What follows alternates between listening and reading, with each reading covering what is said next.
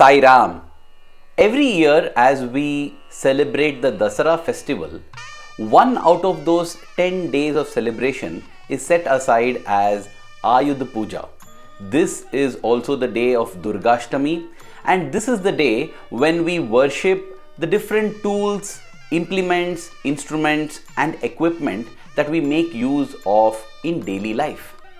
In fact, Bhagawan Sri Sathya Sai Baba, our dear Swami, also would spend this day in offering his gratitude to his various vahanas or vehicles that would carry him around.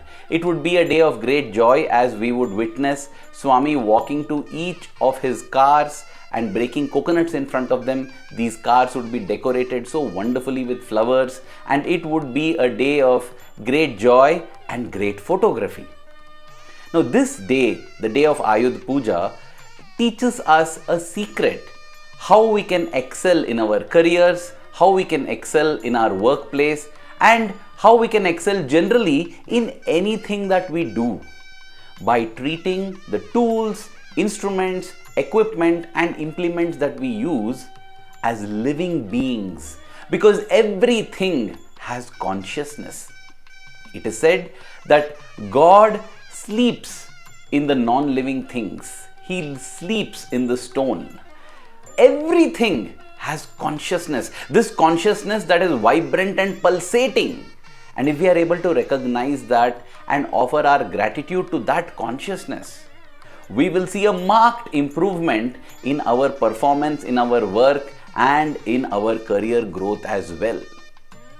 Some people might find this ludicrous and might consider it superstitious. Many people who believe in it also may not be aware to the extent to which this is true. And that is the reason why I decided to share 3 stories.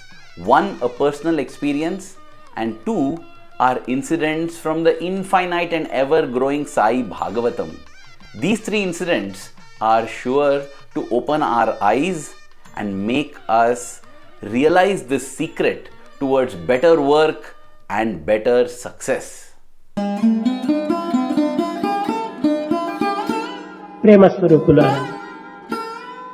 In early 2016, I purchased my first ever car, a second-hand Hyundai Getz, which was white in color. And as I surprised my wife Pooja with it, she was very happy to welcome this new member along with our little daughter Bhakti, who had taken birth just 3 months earlier. Now, my wife named this car as Flash, and I found that a little bit childish. Why would you name an inanimate object? But she would always refer to the car as Flash. One day, when we had gone to Bangalore in Flash and when we were returning, even as we entered the precincts of Puttaparthi, the air conditioning in the car broke down and stopped working. At that time, my wife began to talk to the car. She said, "Dear Flash, please turn on the air conditioning because we are struggling inside here. The next time we go to Bangalore, we promise that we will get this checked and repaired. But as of now, could you get the air conditioning back on?" And even as she said this, I smiled to myself, thinking again how childish she is being. But then I was stunned because a blast of cold air hit my face and I realized that the air conditioning had begun to work. This car was actually responding to the conversation that Pooja had. Is Flash really alive? Well, there is this comedy movie called Love Bug, which shows a Volkswagen Beetle car which has life. But I thought this happens only in movies, not in real life. That is when I remembered the beautiful episode recorded by Professor Kasturi in part 3 of Satyam Shivam Sundaram. This happened on the 9th of May 1970. Swami had decided to go to Bombay, and those years, every time in the month of May, Swami would travel to Bombay because May 12th is Dharmakshetra Day, the day when Dharmakshetra was established. So May 9th, Swami set out in a car from Brindavan in Bangalore to drive all the way up to Bombay. There would be a midway halt at Dharwad at the campus of the university there, where Dr. Adke would be hosting Swami. Well, there is an elaborate video on Dr. Adke's experience with Swami, which is present at this link above. Now, there were 3 cars in the entourage, and Professor Kasturi was in the 3rd car that would be following Swami. As these 3 cars set out, Professor Kasturi records in Satyam Shivam Sundaram that he realized this was a refurbished car. It was not a car in the prime of its working condition. And as they drove about 30 miles, there was a sudden thud sound, after which the driver of the car got down from the car, picked up a part that had fallen off from the car, put it under his seat, and then shut the door and began driving again. Now, Professor Kasturi, sitting in the back seat, was wondering, oh God, what had fallen off from the car? After some more time, a few more miles, there was a squeaking sound that was heard. Once again, the driver stops the car, gets out of the car, goes, opens the bonnet of the car, pulls out one little part, comes, puts it under his seat again, and continues to drive. Professor Kasturi's fear has increased now. Again, after some time, there is a smell that is coming, and he gets down, the driver goes to the bonnet, smells, does some tinkering, does some checking, comes back, continues to drive. And then after a few more miles, something terrible happens. There is another loud thud sound, after which this driver stops the car, gets down, opens the bonnet, plucks out another part, comes, keeps it under his seat, continues to drive. Now Professor Kasturi is in full trepidation. He is sure that this car is going to disintegrate and they will not be able to reach Bombay. Forget reaching Bombay, they will not even reach Dharwad. That is when, at a secluded spot on the road, they see Swami. Swami has stopped his car and is waiting for this car to catch up. Professor Kasturi rushes out of the car, goes straight to Swami and says, Swami, please change my car. If not your car, let me get into at least the second car, because Swami, this car is definitely going to disintegrate. And he describes what has happened. Swami begins to laugh out aloud, and Swami says, this is like the clown car, correct? Referring to the clown car that would be in circuses, where as the car is being driven, it will keep falling apart. Finally, the person driving is left with only the seat.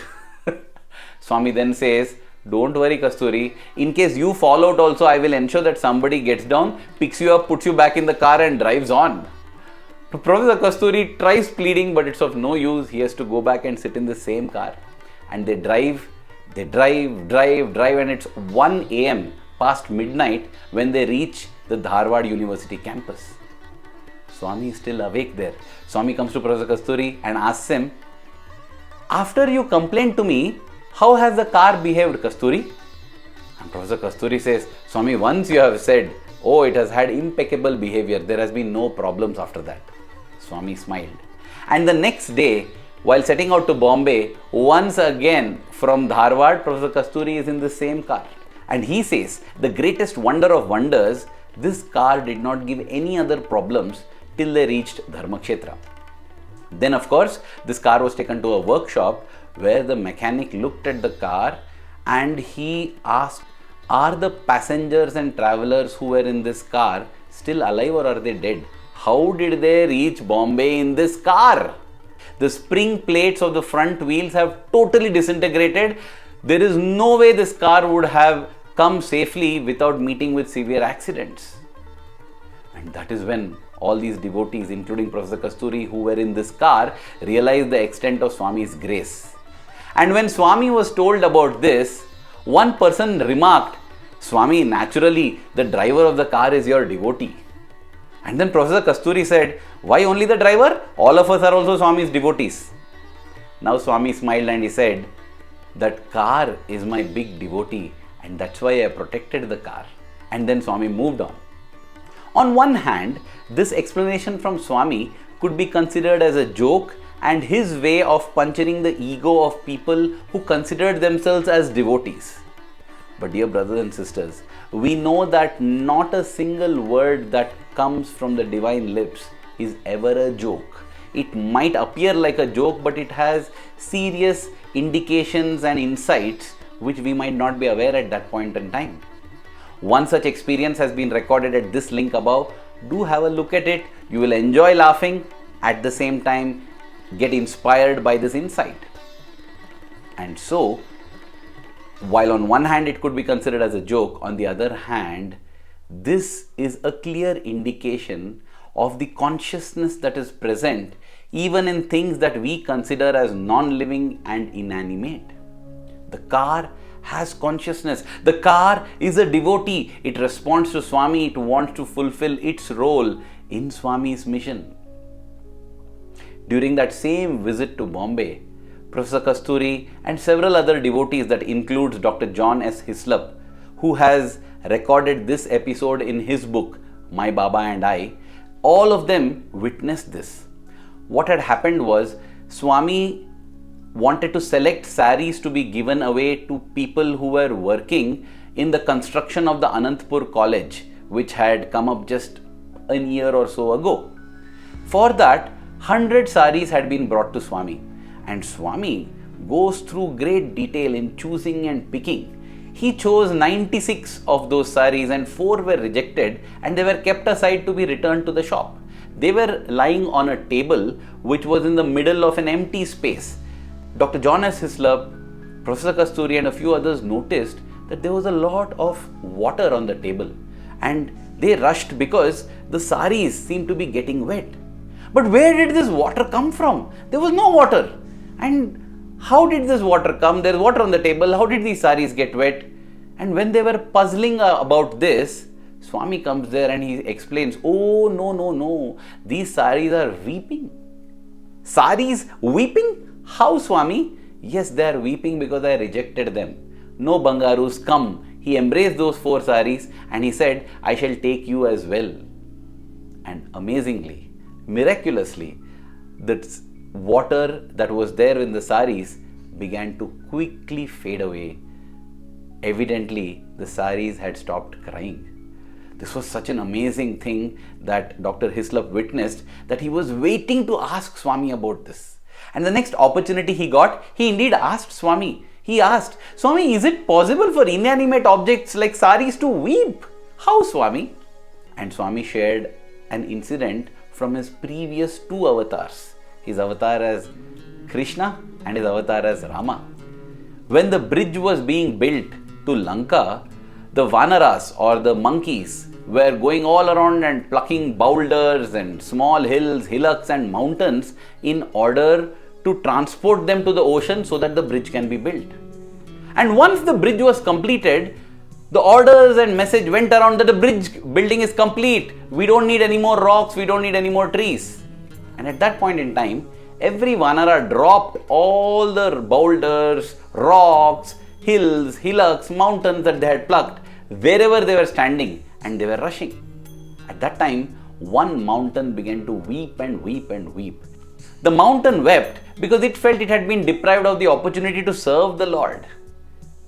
And though nobody noticed, Lord Rama did. And Lord Rama promised this mountain that he would make use of the services of this mountain in his next incarnation to protect the Yadavas from the fury of Lord Indra.